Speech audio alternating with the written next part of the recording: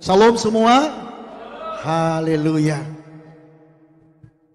Baik, saudaraku kekasih dalam Tuhan, pada kesempatan ini kita berbicara tentang hendaklah kamu mengenal kehendak Allah. Ya, hendaklah kamu mengenal kehendak Allah. Boleh sama-sama kita katakan 1, 2 ya. Hendaklah kamu mengenal kehendak Allah. Ya. Jadi ini adalah kerinduan Tuhan bagi kita saudara, supaya kita mengenal kehendak Allah. Betapa sayangnya kita menjadi orang Kristen, orang percaya, kalau kita tidak mengenal kehendak Allah. Dan banyak orang yang bertanya kepada saya, bagaimana cara kita untuk mengenal kehendak Allah? Firman-Nya dengan jelas. Alkitab menceritakan tentang kehendak Allah. Jadi tidak sesederhana apa yang kita bicarakan, tetapi Alkitab sempurna dalam menyampaikan kepada kita firman Allah. Makanya setiap kita saudara, jangan pernah lewatkan hari-harimu tanpa membaca kehendak Allah, yaitu firman. Amin. Alkitab, apa yang diceritakan Alkitab itu adalah kehendak Allah. Nah, saudaraku kekasih dalam Tuhan, kita berbicara tentang kehendak Allah ini ya di dalam berikutnya. Gereja Tuhan tetap menjadi terang dan garam dunia, ya. Jadi mengendak kehendak Allah salah satunya di sana bahwa Allah menghendaki setiap kita orang percaya, yaitu gereja Tuhan harus menjadi terang dan menjadi garam. Perubahan yang sedang terjadi pada zaman sekarang saudara, tidak bisa dimungkiri bahwa perubahan ini akan terus berlanjut. Dan dunia sedang berubah. Jadi orang-orang yang takut akan Tuhan hendak memahami hal ini. Harus siap menerima perubahan. Kita lihat bagaimana pandemi COVID-19 ini mengubah segala sesuatu. Orang yang semakin sekarang ini menjurus kepada hal yang namanya individual. Tahu nggak saudara, Bapak Saudara, satu hal yang berubah. Coba kita lihat sekarang ini dalam COVID-19 ini salah satu yang yang paling sangat mengerikan saudara. Satu dengan yang lain saling mencurigai. Mencurigai dalam arti ini, jangan-jangan saya ditularkan virus oleh yang satu dengan yang lain saudara. Sehingga kita sekarang ini jaga jarak. Sehingga sekarang ini banyak orang memang harus menggunakan masker saudara. Jaga jarak dengan satu dengan yang lain. Sehingga kursi ini ada jaraknya 1,5 meter saudara. Tujuannya apa? Supaya menjaga protokoler kesehatan. Dan banyak hal yang lain. 4 bulan lamanya kita ibadah online. Kita nggak berjumpa saudara, hanya melihat. Kalau dulu kita beribadah muka dengan muka, face to face. Tetapi selama pandemi ini saudara, orang beribadah screen to screen.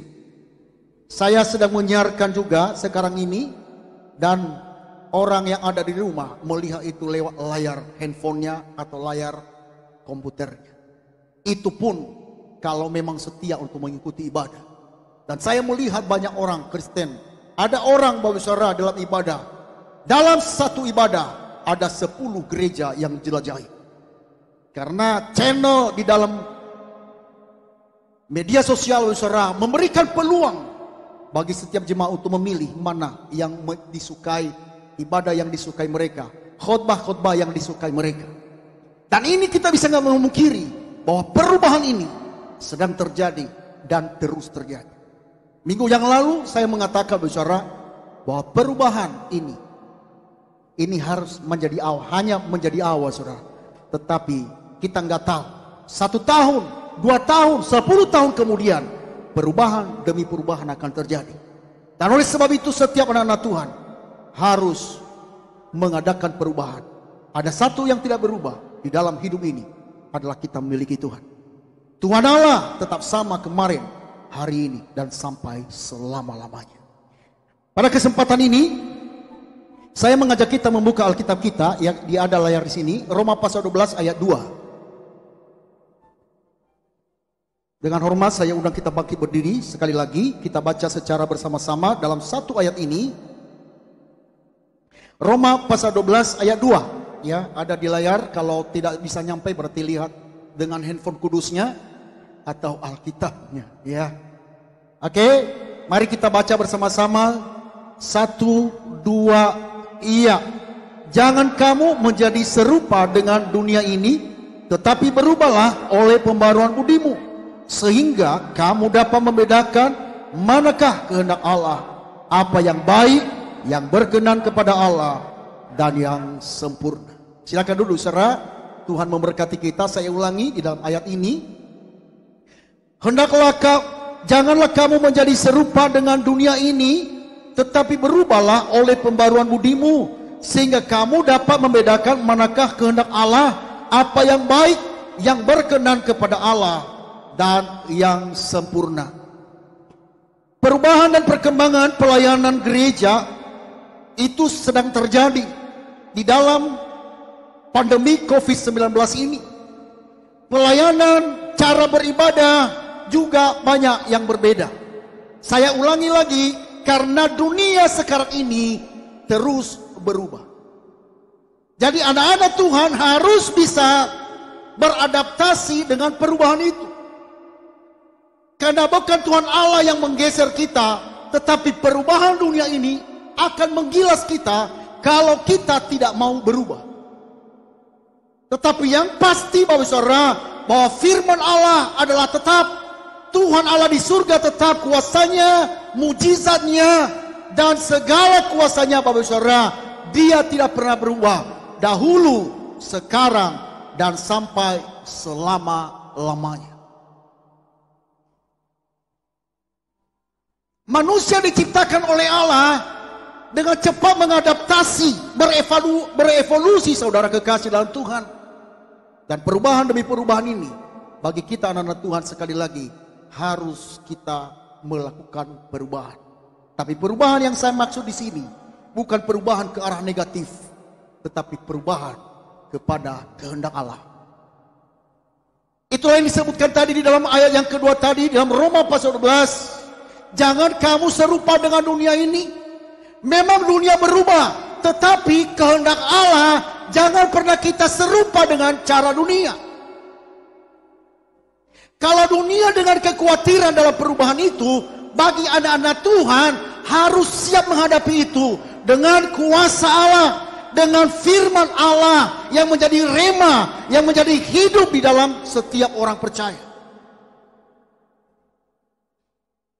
Kita lihat dari zaman ke zaman. Coba kita lihat, coba next. Ya. Perhatikan, komputer ditemukan ya sudah dilakukan pada tahun 1950. Itu dimulai teknologi modern tahun 1950. Kalau mungkin ada di antara kita yang sudah pernah ya belajar komputer di tahun ini, ya pasti sudah ditemukan. Tapi walaupun komputer pada masa itu masa kurang canggih, biasa hanya seperti mesin tik aja ya. Tapi dari zaman ke zaman, tahun 2015 kita lihat perubahan komputer mesin sangat menguasai dunia. Dan diperkirakan tahun 2045 nanti mesin akan menggantikan fungsi dari manusia dalam bekerja. Siapkah kita menerima perubahan itu? Makanya kehidupan kita harus kita siap menghadapi. Sekarang kita lihat di negara-negara maju. Nanti Bapak Ibu Saudara, kalau nggak salah saya pernah baca di artikel, ya sekarang di Cina sudah mulai, ya kalau di restoran yang menyajikan makanan itu adalah manusia biasanya. Tapi sekarang yang menyediakan makanan untuk melayani pelayanan umum, baik menyediakan makanan adalah robot. Udah mulai berubah, ya. Dan perkembangan ini sekali lagi terus berlanjut. Ya, di tahun 2045 ya shifting up ini akan terjadi ya. Nah, kita lihat teknologi digital ya terus ya. Teknologi digital, kalau dulu internet ya atau mungkin di negara-negara seperti kita, internet masih kita berbayar. Tapi di negara-negara maju, internet ini adalah merupakan hak asasi setiap orang. Negara harus menyediakan namanya internet. Jadi setiap di mana-mana ada namanya wifi. Nggak perlu beli berbayar seperti kita harus ini dulu wifi atau kita beli dulu paket. Tapi di negara-negara maju ini sudah tersedia semua. Dan ini di Indonesia juga akan terjadi hal demikian sekarang. Kita lihat sekarang ini bagaimana anak-anak belajar dari rumah ke rumah, ya, secara online. Dan diperkirakan pemerintah juga akan menyediakan sarana ini, saudara, karena ini adalah hak setiap orang untuk mendapatkan pendidikan yang layak dan melalui pembelajaran jarak jauh. Dan ini sedang digodok oleh pemerintah, saudara. Dan sekali lagi ini akan pasti terjadi. Makanya kalau sekarang ini ibu-ibu, bapak-bapak ada tugas baru sekarang ini mengawasi anaknya untuk belajar dari rumah. Kalau dulu kan kita serahkan semua kepada guru untuk belajar. Sekarang ibu-ibu tambah tugas pelayanannya, yaitu apa? Mengawasi anaknya untuk belajar. Kalau enggak, anak-anak menganggap bahwa dia lagi berlibur. Padahal sekolah. Ibu gembala sibuk setiap pagi. Ya, pokoknya setiap pagi udah sibuk untuk menyediakan semua sarana, makanan, dan juga online anak-anak. Ya, makanya saya bangga ya punya ibu gembala yang luar biasa. Haleluya. Haleluya.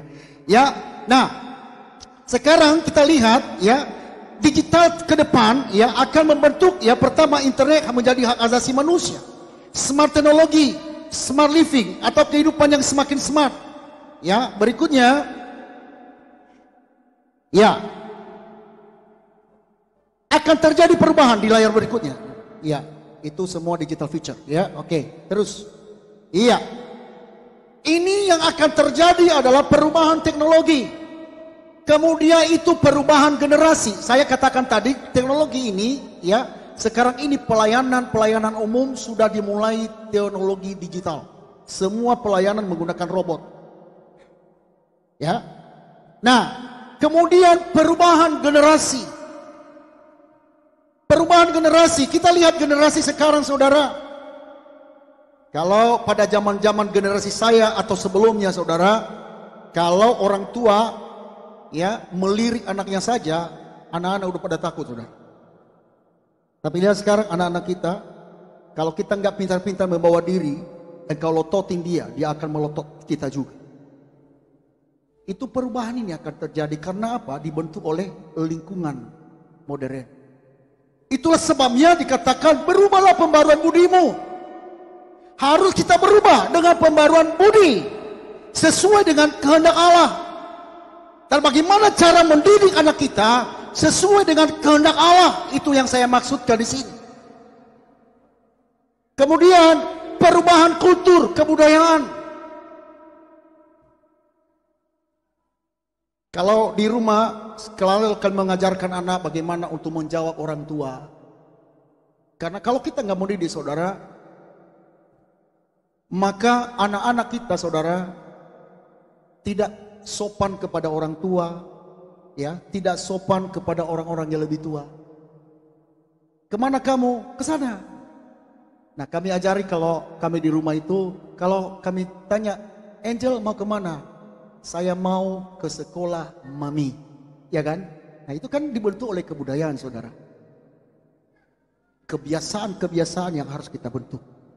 Dan kalau tidak kita didik anak kita dalam perubahan itu, maka perubahan ini akan menggilas keluarga kita. Ada satu yang tidak berubah. Dia katakan unchanging God. Yang tidak berubah adalah Allah. Yang saya katakan tadi, Allah tetap sama. Kemarin, hari ini, dan sampai selama-lamanya. Semua pasti berubah. Tapi sekali lagi setiap orang percaya yang tidak berubah adalah Tuhan Allah itu sendiri. Kuasanya, mujizatnya, kehendaknya, firman-Nya. Dikatakan bahwa boleh dunia akan berlalu, tetapi firman-Ku tinggal tetap. Berikutnya, kita melihat kehidupan dari zaman ke zaman. Orang percaya pernah hidup di dalam segala zaman, dimulai dari zaman batu. Nah, kalau Bapak Ibu Saudara pernah belajar sejarah, maka ini pernah diceritakan namanya bagaimana kehidupan zaman batu, zaman api, kemudian zaman besi, dimulai dengan teknologi modern zaman industri. Berikutnya zaman modern, zaman digital yang sekarang ini sedang terjadi. Makanya jangan heran kalau zaman sekarang ini orang lebih suka handphone, berbicara lewat handphone daripada berbicara face to face. Ada beberapa keluarga saudara yang kita lihat dengan perubahan zaman dengan digital. Keluarga bareng-bareng untuk makan bersama dengan keluarga di satu restoran, memesan ikan bakar saja harus pakai WA. Padahal di sebelahnya papanya ada. Dia katakan, "Papa, saya mau ikan bakar." Lewat WA, padahal di sebelahnya lewat WA. Karena dia lebih suka untuk mengetik atau menggunakan teknologi dibanding langsung ngomong. Dan ini sekali lagi saya katakan, ini akan terjadi. Tapi jangan sampai menggilas keluarga kita. Amin. Amin saudara. Anak-anak muda juga yang mendengarkan tentang khotbah ini, dengarkan, hati-hati dengan teknologi modern. Memang ada baik di sisi baik tentang teknologi, tetapi ada sisi yang menjerumuskan kita dalam hidup dan secara individual. Dan semakin hari, semakin kita jauh dari Tuhan. Semakin hari, semakin kita menjadi pemberontak dalam keluarga. Semakin hari, semakin kita bersekutu dengan kuasa dunia ini. Pergunakanlah teknologi sesuai dengan kebutuhan, keperluan yang engkau perlukan. Kalau tidak, engkau akan tergilas. Kita nggak tahu nanti di sekarang ini kita masih ada di dalam zaman digital. Zaman digital, entah zaman berikutnya nanti pada 10 tahun ke depan bagaimana nanti keadaan dunia ini yang dikuasai oleh apa? Apakah nanti semua yang bergerak semua nanti kita nggak lihat lagi manusia yang ada di luar sana saudara. Semua memakai robot. Memesan makanan aja sekarang ini nggak perlu rame-rame ke mall saudara. Kalau 5 tahun yang lalu orang rame-rame ke mall saudara. Tapi sekarang mall semakin sepi. Sekarang toko online sekarang semuanya menggunakan Gojek untuk mengantar makanan. Dia ada di kamar, dia bisa pesan makanan kemana saja dia mau. Pesan barang saja yang dia mau bisa hanya lewat dari kamarnya.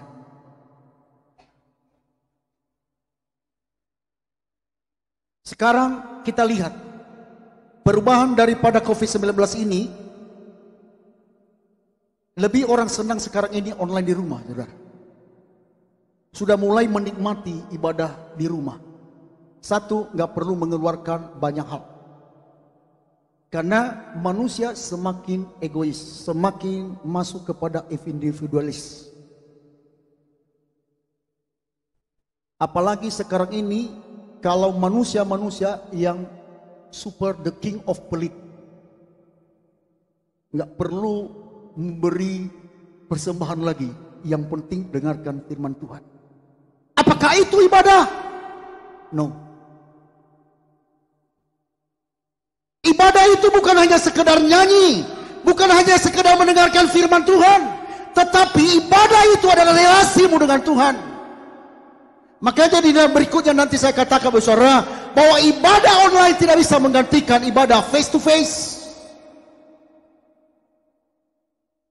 Karena ibadah online saudara, orang sembari ngopi, orang sembari merokok, menonton video ibadah online sambil tidur. Kalau awal-awal tadi, pada mulanya orang waktu ibadah, awal-awal saudara, dan mungkin itu di dalam ibadah kita, bukan kita ngomongin gereja lain. Dulu waktu awal-awal kita ibadah online saudara, kita pagi-pagi jam 9 atau jam 10 saudara, udah rapi. Pakai baju. Waktu itu saya ingat, ada beberapa keluarga yang sedang menonton online foto. Plik. Sedang ibadah mereka, udah rapi.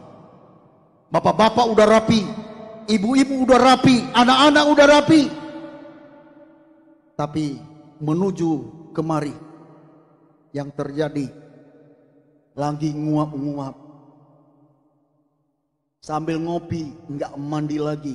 Bahkan tidak duduk, sambil tidur menonton online. Apakah itu ibadah?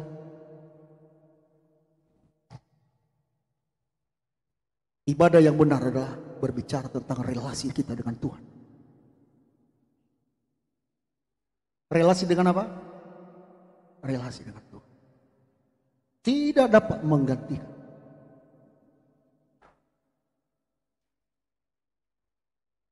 Ibadah juga berbicara tentang komunitas. Makanya kalau Bapak Ibu Saudara lihat di dalam Ibrani pasal 10 ayat 24, di sana supaya kita saling mendorong untuk berbuat baik. Ini berbicara tentang komunitas. Ada fellowship.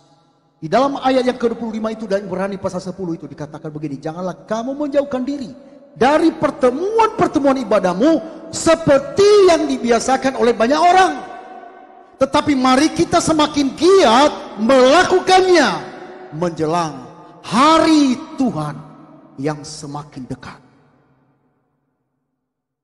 Next, kita lihat berikutnya. Kita lihat kesibukan ya yang sedang terjadi, masing-masing mengambil kesibukannya masing-masing. Nah, sekarang peperangan rohani era digital. Isu penting yang kita lihat seperti yang saya katakan tadi, kalau ibadah dulu face to face, tapi sekarang adalah screen to screen. Tahu maksudnya ya, screen to screen? Layar handphone ke layar handphone. Ini kan layar handphone nih, saya nyiarkan. Orang menonton di rumah dengan handphone juga. Oke. Nah, berikutnya. Gangguan yang sedang terjadi secara global, pertama adalah gangguan digital. Ini adalah suatu peperangan. Dan yang kedua adalah kita lihat sekarang ini COVID-19, gangguan corona. Ini yang sedang terjadi. Dan inilah peperangan dalam perubahan di dalam dunia ini. Sekali lagi bukan peperangan ini hanya sekedar di Bekasi, bukan hanya di Indonesia, tapi di seluruh dunia terjadi peperangan ini. Perhatikan di sini. Hybrid online and offline system. Kita terjadi sekarang ini ada dua. Seperti yang sekarang ini terjadi, ibadah offline semacam begini. Kita mulai itu sudah sekarang 1 bulan. Ya Pak Roni, 1 bulan kita ibadah ya. Ya kurang lebih 1 bulan kita sudah ibadah. Ya. Kalau ini hari ini adalah ibadah perjamuan kudus. Waktu kita memulai awal-awal juga perjamuan juga. Berarti ini genap 1 bulan. Ya kan? Sudah kita mulai namanya ibadah offline. Tapi walaupun demikian, dengan adanya namanya new normal di Indonesia, itu sedang terjadi dua ibadah. Ibadah secara online dan ibadah offline. Dan memang ini kita sepakati bersama. Kenapa? Bukan hanya gereja kita. Di seluruh gereja-gereja mengadakan hal demikian. Kenapa? Karena pemerintah merekomendasikan anak-anak tidak ada namanya sekolah minggu. Dan orang tua mungkin tidak bisa menemani anak-anaknya di rumah-rumah, saudara. Anak-anak yang sudah, orang tua yang sudah lansia, pemerintah tidak merekomendasikan untuk datang. Makanya kita tetap online. Nah, saudaraku kekasih dalam Tuhan, kita lihat ibadah itulah ibadah komunitas. Ibadah komunitas dunia maya tidak boleh menggantikan ibadah komunitas dunia nyata. Seperti yang saya katakan tadi, bahwa dunia maya Bapak Ibu Saudara tidak bisa menggantikan ibadah dunia yang nyata. Kenapa? Karena dunia maya Bapak Ibu Saudara kita hanya ibadah sendiri-sendiri. Tidak ada dipenuhi unsur daripada saling membangun di sana. Hanya beribadah secara pribadi demi pribadi. Tetapi di dalam dunia ibadah yang komunitas, kita saling bergandengan. Makanya di dalam ibadah itu Bapak Saudara ada namanya komunitas, ada fellowship sebagai keluarga Allah. Makanya kalau di dalam ibadah ada berantem-berantem, siku-menyiku dalam pelayanan saudara, itu namanya Bapak Saudara tidak mengenal kehendak Allah di dalam ibadah itu. Ibadah online Bapak Saudara jarang untuk memberi persembahan Bapak Saudara. Makanya banyak orang yang senang dengan online, nggak memberi persembahan lagi. Tetapi orang-orang yang takut akan Tuhan, online atau offline, tetap dia memberi persembahan sebagai rasa syukur dia kepada Tuhan. Dia berkata bahwa hidupku oleh karena anugerah Tuhan. Amin saudara. Kok aminnya kalau seandainya dibilang persembahan itu. Amin. Hanya satu yang bilang amin. Amin saudara ya. Amin ya. Kita orang-orang yang suka memberi. Memberi jangan karena alasan namanya COVID-19 itu. Saya katakan kepada Pak Roni, ya Pak Wakil Gembala kemarin. Ya. Ya atau pasti sudah mutar. Saya nggak tahu lah. Entah kemarin saya ketemu, saya bilang begini. Gereja tidak mematok persembahan. Tetapi setiap jemaat harus suka memberi. Apapun alasan. Engkau memberi hanya Rp1.000, Rp2.000. Gereja tidak memaksa itu. Yang penting di sini engkau memberi dengan hati yang sungguh kepada Tuhan. Karena engkau mengasihi dia. Bukan untuk memperkaya pendeta.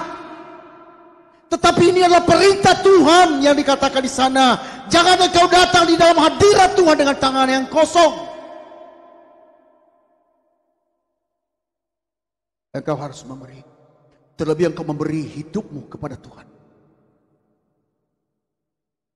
Amin saudara. Jangan kita berkata, ya udahlah karena online nggak perlu saya memberi persembahan. Enggak saudara. Seberapa yang engkau beri karena engkau sungguh mengasihi Tuhan, Tuhan akan mempahalai itu. Tuhan akan memberkati. Sekalipun mungkin gembalamu seperti saya tidak melihat kantong kolektor saudara. Tetapi Bapamu yang di surga, Ia memiliki pekerjaannya. Dia yang mengetahui itu semua. Apakah engkau memberi dengan kesungguhan hati yang sungguh-sungguh mengasihi Tuhan? Atau karena memang terpaksa? Tetapi yang aku yakini dalam firman Tuhan, Allah memberkati orang yang memberi dengan sukacita. Bukan karena paksa. Amin saudara. Haleluya. Berikutnya. Sekarang pada zaman digital ini yang terjadi adalah Tuhan menciptakan manusia. Amin. Tetapi kenyataannya sekarang ini manusia menciptakan Tuhan bagi dirinya sendiri. Orang banyak mengagung-agungkan apa yang dia miliki. Sekarang lebih memuja-muja peralatan daripada Tuhan itu sendiri. Coba kita lihat layar berikut. Memperalat Tuhan atau mempertuhankan alat. Ini dua-duanya besar. Tidak benar. Coba lihat manusia zaman sekarang ini. Orang lebih mengagung-agungkan uang. Orang lebih mengagung-agungkan apa? Harta. Segala sesuatu mereka agung-agungkan saudara. Mereka menciptakan Tuhan bagi dirinya sendiri. Mereka berani untuk meninggalkan Tuhan. Mereka berani untuk melanggar perintah Tuhan hanya karena uang. Itulah yang saya sebut tadi. Bahwa mereka menciptakan Tuhan bagi diri mereka sendiri. Dan khususnya mereka memperhambakan diri karena uang. Saya sering katakan di atas mimbar ini, gali potensi dirimu. Maksimalkan hidupmu. Bekerja secara maksimal. Cari uang yang banyak. Tapi perhatikan pekerjaan Tuhan. Jangan memperhambakan dirimu dengan uang. Sehingga hidupmu tidak ada lagi bersekutu dengan Tuhan. Dan zaman sekarang ini akan menggiring orang-orang yang hanya suam-suam kuku di dalam mengenal kebenaran Allah.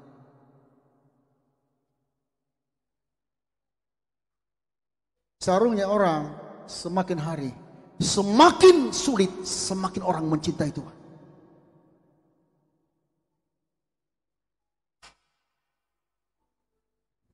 Semakin juga diberkati, semakin kita mengasihi Tuhan dalam keadaan apapun.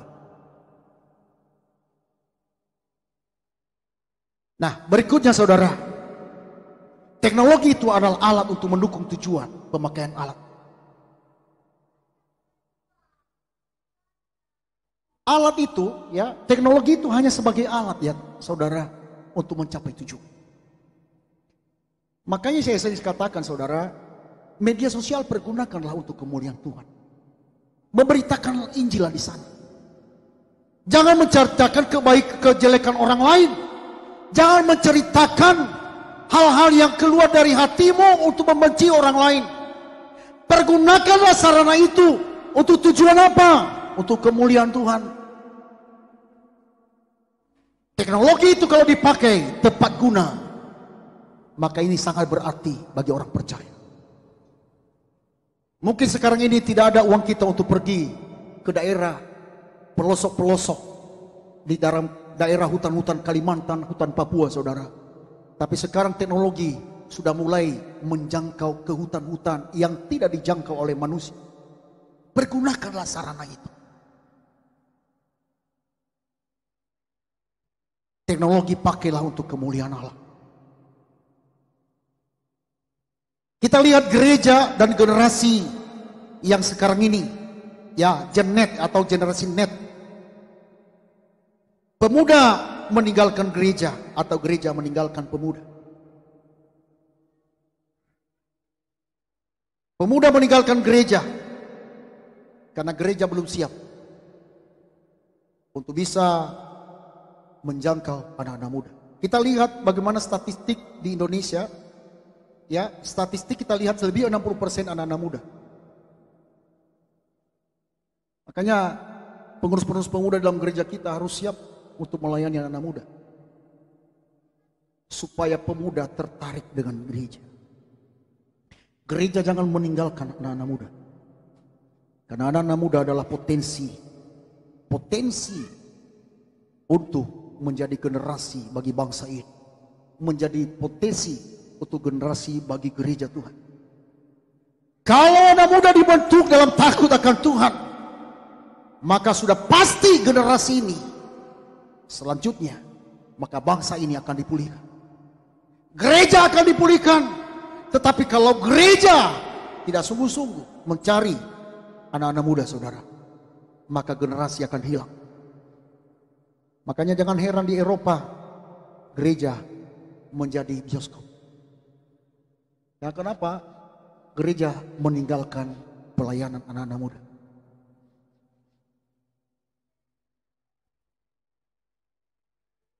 Pemuda tidak tertarik dengan gereja. Dan juga gereja tidak ada daya tarik bagi pemuda. Ini adalah merupakan suatu evaluasi kita. Gereja berbicara bukan hanya gedungnya. Bagi kita orang-orang yang percaya, saudara dan saya adalah gereja itu. Amin, saudara. Kita lihat gereja dan media sosial. Dengan adanya media sosial ini semakin mempermudah untuk memberitakan Injil. Harus kita akui bahwa perubahan-perubahan dalam pemberitaan Injil, saudara, semakin gencar di dalam media sosial. Kalau Bapak Ibu Saudara, bagaimana perkembangan di luar sana dalam media sosial sangat hebat. Tetapi di balik itu, kalau media sosial ini tidak dimanfaatkan dengan baik, maka kita akan digilas. Sehingga kita dibina dan dibentuk oleh digital yang berbuahkan duniawi. Makanya sering saya katakan, saudara, jangan jadikan Facebook itu sebagai curhatmu. Jadikan sarana untuk memberitakan Injil. Amin, saudara. Ya. Kalau masalahmu itu bawa ke Tuhan, bukan ke Facebook. Amin. Karena Tuhanmu bukan Facebook. Tuhan kita adalah Allah semesta alam. Allah Abraham, Ishak dan Yakub. Allah di dalam Yesus Kristus Tuhan kita. Amin. Facebook, Instagram, dan YouTube adalah sarana kita untuk memberitakan Injil. Mana tahu lewat statusmu yang tadinya orang yang sudah putus asa mau bunuh diri, dia baca statusmu, dia ingat akan Tuhan, akhirnya dia gagal bunuh diri. Dia udah putus asa, mungkin dia kecewa dengan orang tuanya, mungkin dia kecewa dengan pacarnya, udah diputusin pacarnya dia, tapi dia statusmu membangun iman percayanya. Bukankah itu adalah menyenangkan hati Tuhan? Mungkin engkau tidak tahu, orang yang membaca statusmu di sana sedang mereka diberkati oleh statusmu itu. Tetapi bukan soal bagaimana mereka mengenal engkau, tetapi Tuhan Allahmu mengenal engkau di dalam statusmu itu, sehingga orang-orang dibangun olehnya.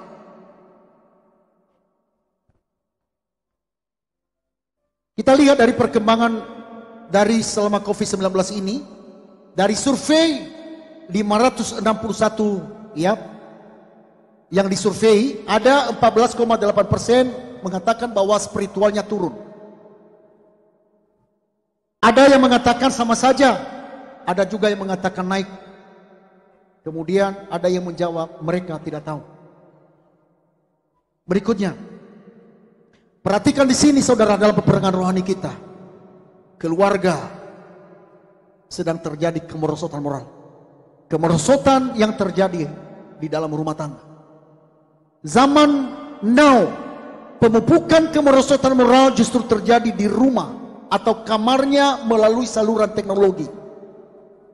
Orang tua perlu proaktif melakukan pemuritan berbasis keluarga Kristiani. Sekalipun itu perkembangan digital ini sedang terjadi, tetapi tidak menggantikan bapak-bapak, ibu-ibu untuk memuridkan anak-anak kita yang berbasis keluarga Kristiani. Kalau tidak demikian, yang terjadi adalah anak kita akan terus dimuridkan oleh lingkungan digital duniawi. Makanya jangan heran nanti engkau nangis-nangis.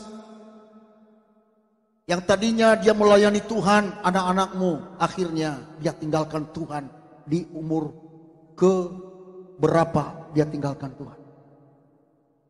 Beberapa waktu yang lalu ada yang ngomongin kepada saya, Pak, dulu anak saya itu adalah anak yang baik, dia melayani di gereja. Tapi sekarang dia menjadi pemberontak bagi orang tua. Jangan senang engkau berkata, anakku baik sekarang ini. Kalau engkau lepas tanggung jawabmu kepada anakmu, ingat, dia akan digilas oleh teknologi digital duniawi. Dan mereka akan dimuridkan, mereka akan dibentuk oleh digital duniawi. Peran orang tua untuk mendidik anak dalam karakter. Itulah yang saya katakan di dalam masa-masa pandemi ini yang akan terus berubah dari zaman ke zaman, Bapak Ibu Saudara, dari tahun ke tahun. Orang tua harus siap. Makanya dikatakan tadi, janganlah kamu serupa dengan dunia ini, berubahlah dengan pembaruan budimu. Harus berubah. Orang tua harus berubah. Cara mendidik anak pada zaman tahun 70-an jangan samakan dengan pendidikan anak sekarang ini. Harus kita mengikuti. Pernahkah anak-anak menyembunyikan PIN-nya kepada orang tua di handphonenya? Bapak Ibu Saudara harus meminta PIN kepada anak-anakmu di dalam handphonenya. Karena lewat itu saudara, anak-anak kita akan dimuridkan oleh lingkungan digital duniawi. Bagi anak-anak, orang tua yang memiliki anak-anak muda, ingat, jangan biarkan anakmu main handphone sendiri tanpa kontrol orang tua. Jangan sampai nanti engkau berkata, bagaimana ini Pak Gembala? Kalau anak-anak kita udah tua, susah lagi untuk mendidiknya. Mulai pada zaman sekarang kita harus bertanggung jawab untuk mendidik anak kita. Bisa dimengerti maksud saya, Bapak Ibu Saudara? Bisa ya? Amin ya? Yang penting dimengerti saudara ya. Nah, berikutnya pandemi C-19 ini mengkonfirmasi adanya ketidaksiapan imam di keluarga sehingga kesulitan memimpin ibadah di rumah. Nah, harusnya di dalam COVID-19 ini, di dalam online, ibadah online saudara, keluarga-keluarga harus siap menjadi imam bagi keluarganya. Untuk memuridkan anak-anak mereka dalam keluarga. Sekalipun mungkin tidak bertemu dengan gembala, pendeta di gereja. Tetapi kita sebagai orang tua menjadi imam di tengah-tengah keluarga kita. Untuk membimbing dan mendidik anak kita di dalam suasana keluarga Kristiani. Solusi menghadirkan suasana ibadah dan pembinaan gereja di keluarga. Perhatikan ini solusi. Apa yang kita lakukan? Jadikan rumah. Perhatikan di sini, keluarga adalah gereja mini, rumah pemuritan. Jadikanlah rumah tempat menyembah Tuhan Yesus. Jadikan rumah tempat belajar firman Tuhan. Jadikan rumah sebagai rumah doa. Jadikan rumah tempat penuh kasih. Kalau engkau tidak memancarkan kasih dalam keluarga, ingat,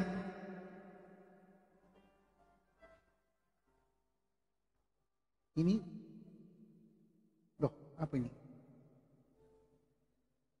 Loh, kok bisa ini? Maaf. Ya, harus kita, ya, dalam rumah itu harus penuh dengan kasih. Kasih berbicara bukan hanya lemah lembut. Orang tua harus ada namanya tegas. Tapi jangan tegas terus. Kalau kita terus tegas kepada anak, engkau sedang membentuk anak pemberontak. Harus ada namanya keseimbangan dan ketegasan dan kelemah lembutan. Kalau engkau lembut terus, maka engkau sudah membentuk anak mama. Tahu maksud saya anak mama? Nanti dikit-dikit nanti tanya mama saya dulu ya.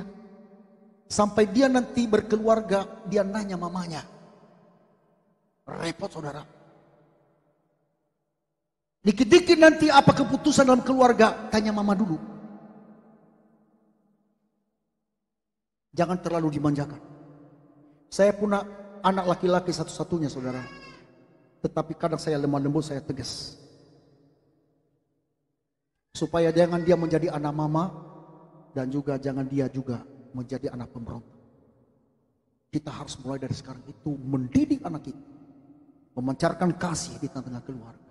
Ada saatnya kita membelai mereka. Ada saatnya saudara harus memberikan ketegasan. Ya atau tidak.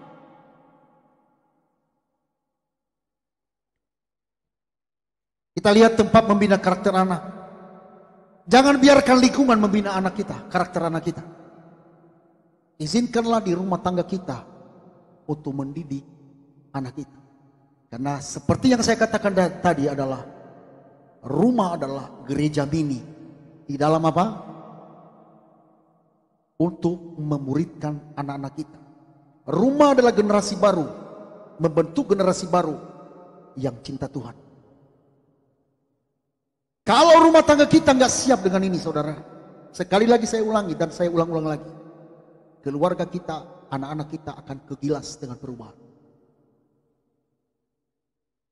Amin saudara. Berikutnya, strategi kita lihat di dalam ibadah, crowd, ya ibadah raya seperti begini. Tujuannya adalah persekutuan kelompok besar, fokusnya adalah untuk menyembah Tuhan, membangun hubungan dengan Tuhan seperti ibadah ini. Saya senang hari ini saudara, penyembahannya luar biasa.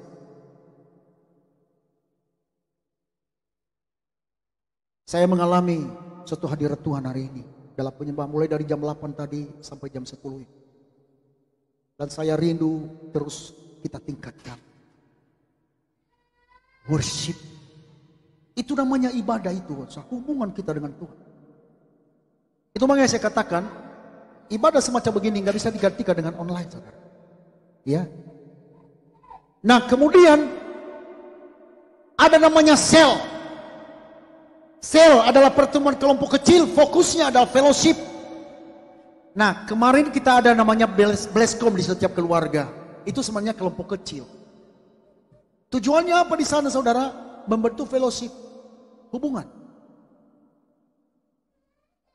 Fellowship di sini bukan membentuk kelompok. Blok A, blok B, blok C. Kalau ada perselisihan, semua membela yang ini. Di dalam pelayanan gereja, tidak ada namanya blok A, blok B. Blok barat dengan blok timur tidak ada. Kita hanya blok Yesus Kristus. Amin. Amin saudara. Kalau ada di dalam ibadah kelompok-kelompok, itu bukan berasal dari Allah.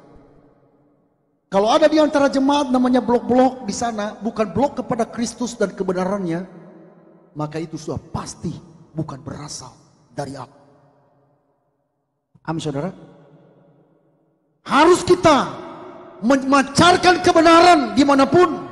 Kita hanya blok Kristus. Makanya sampai Rasul Paulus, kalau kita Bapak Saudara lihat dalam 1 Korintus pasal 3, di sana berkata, Apolos yang menanam, Paulus yang menyiram, tetapi yang memberi pertumbuhan adalah Kristus.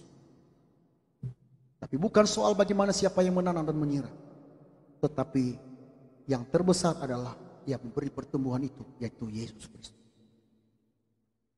Dimanapun kita berfellowship, kelompok manapun, tetap kita hanya satu tujuan kita, bahwa Yesus Kristus Allah kita yang kita tinggikan dan kita muliakan. Di dalam kelompok-kelompok manapun, jangan banyak berbicara tentang diri kita siapa. Di dalam pemberitaan Injil kapanpun, tidak perlu engkau berbicara banyak tentang dirimu, banyak berbicara tentang Yesus. Semakin engkau memperkatakan siapa Yesus, memperkenalkan bagi dunia ini siapa Yesus, maka orang banyak tertarik. Makanya firman Tuhan yang berkata, asal anak manusia ditinggikan di bumi, maka dia akan menarik banyak jiwa.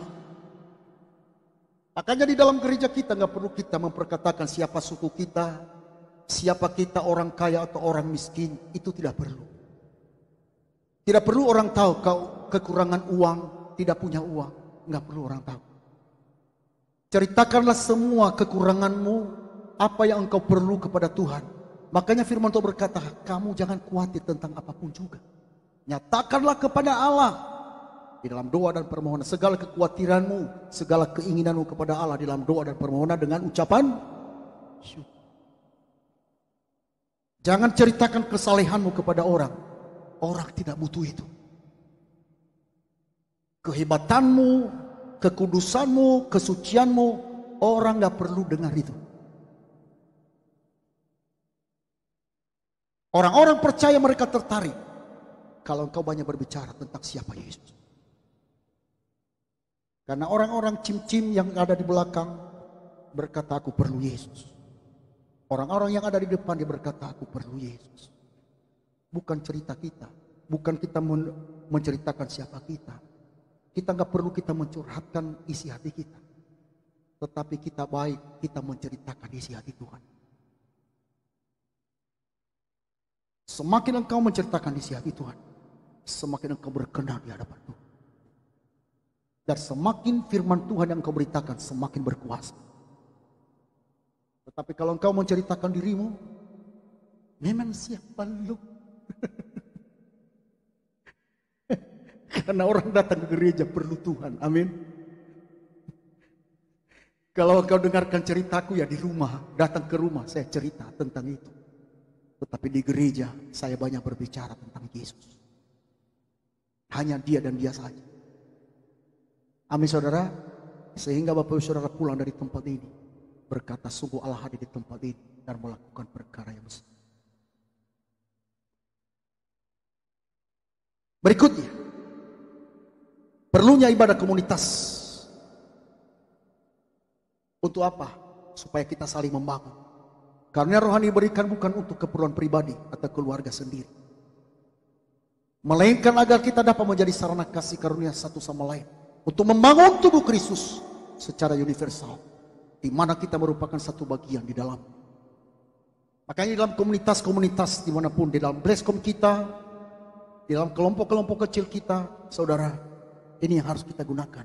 Semua karunia bukan untuk kepentingan kita. Karena Allah yang memberikan karunia itu bagi saya dan saudara. Dan kita pergunakan untuk membangun tubuh Kristus. Bukan supaya kita mengagukan, aku memiliki karunia ini. Kalau engkau tidak membangun tubuh Kristus dalam pelayanan, semua itu nol. Tidak ada gunanya. Dan suatu waktu Allah akan mengambilnya. Allah memberikan karunia bagi saya dan saudara dengan tujuan untuk membangun tubuhnya. Bersyukurlah kepada Allah kalau masing-masing kita memiliki karunia. Mungkin ada karunia untuk penglihatan, karunia berbahasa roh, karunia berhikmat, karunia untuk menyembuhkan, karunia mujizat. Pergunakanlah itu untuk membangun tubuh Kristus. Kita nggak boleh membangga-banggakan karunia yang ada pada kita, tapi kita pergunakan untuk membangun. Baru begini gereja yang hidup.